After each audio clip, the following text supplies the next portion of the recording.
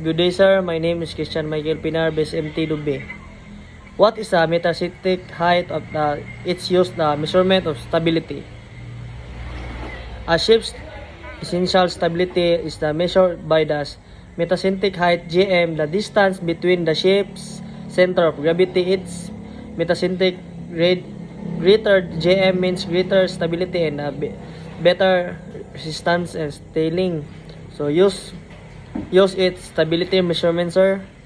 During design naval acquaintance, the GM calculation of determine is the appropriate determination of weight distributions of the ships achieve the desired of level of stability.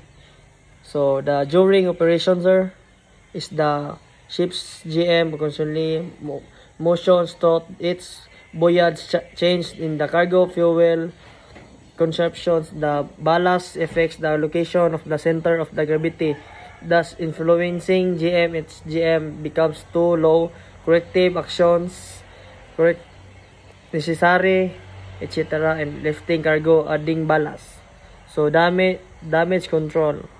In the event of the damage, such as flooding of the component, the GM can be stability grounded. Damage control effects regulations. International Maritime Organization like IMO sets minimum GM requirements for the different ships ensure safety.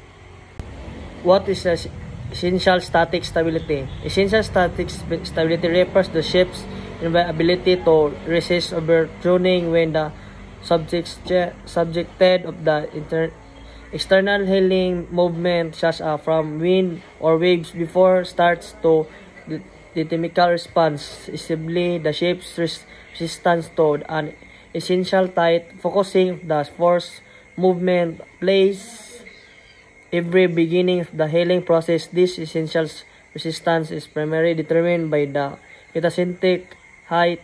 Higher the indicates greater essential stability. It's important to note that this is only essential stability determines stability. How ships behaves as a hails further is also critical overhaul sea movements.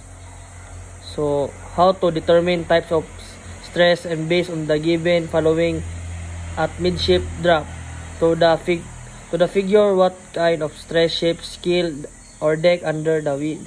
Need to know its ships sagging or hugging.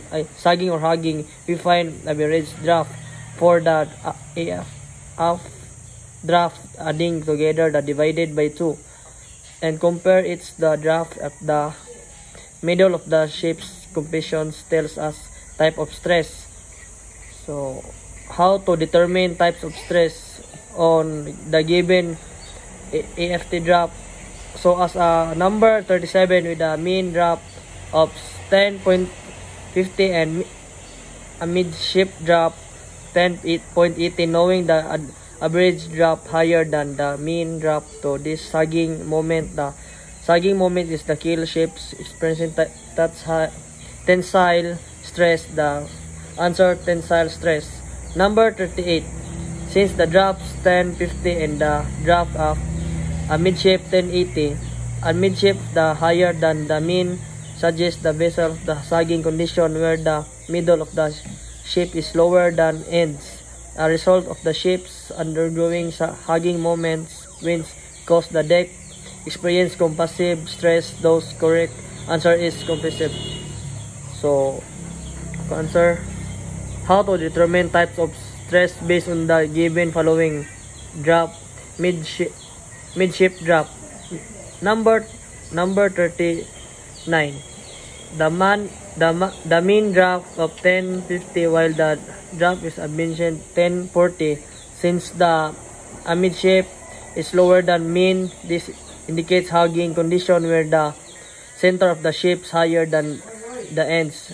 This result of the hugging moments cause the deck of the subject of tensile stress before the correct answer of tensile stress.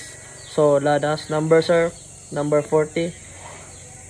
Number 40, the mean drop of 10.50 while the midship drop is 10.40. Since the midship drop less than mean drop This indicates hugging moments as a hugging conditions. The keel of the midship presents compressive stress. Therefore, the correct answer is compassive.